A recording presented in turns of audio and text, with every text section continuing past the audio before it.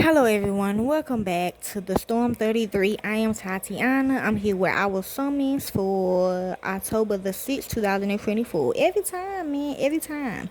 Anyway, we'll be reading Philippians chapter 2 in the New Testament. The Philippines stands for inspiration. Let's begin. If therefore there is any exhortation in Messiah, if any consolation of love, if any fellowship of the Spirit, if any tender mercies and compassion, make my joy full by being like-minded, having the same love, being of one accord, of one mind, doing nothing through rivalry or through conceit, but in humility, each counting others better than himself. Each of you not just looking to his own things, but each of you also to the things of others. Amen.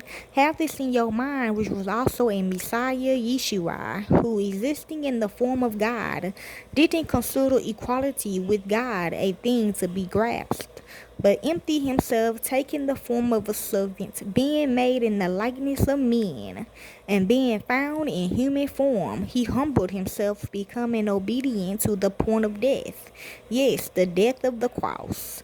Therefore God also highly exalted him, and gave to him the name which is above every name, that at the name of Yeshua every knee should bow, of those in heaven, those on earth, and those under the earth, and that every tongue should confess that Yeshua the Messiah is Lord, to the glory of God the Father.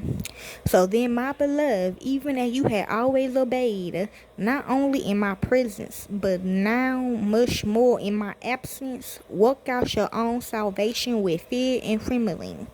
For it is God who works in you both to will and to work for his good pleasure.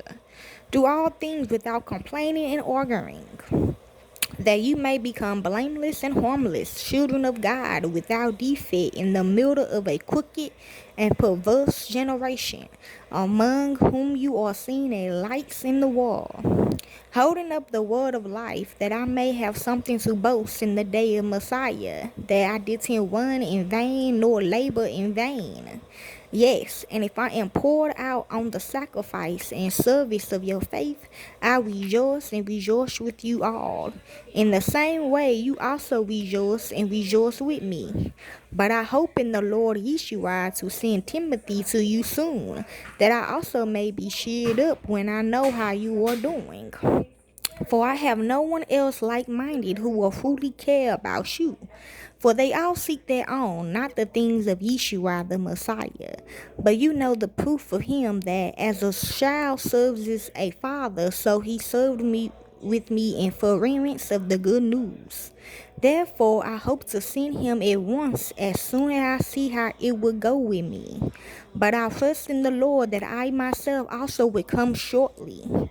But I counted it necessary to send to you Epaphroditus, my brother, fellow worker, fellow soldier, and your emissary and servant of my need, since he longed for you all and was very troubled, because you had heard that he was sick.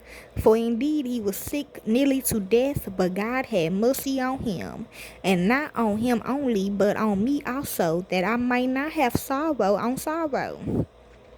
I have sent him therefore the more diligently, that when you see him again you may rejoice, and that I may be less sorrowful. Receive him therefore in the Lord with all joy, and hold such people in honor. Because for the work of Messiah he came near to death, risking his life to supply that which was lacking in your service towards me. And that was Philippians chapter 2 in the New Testament. Enjoy.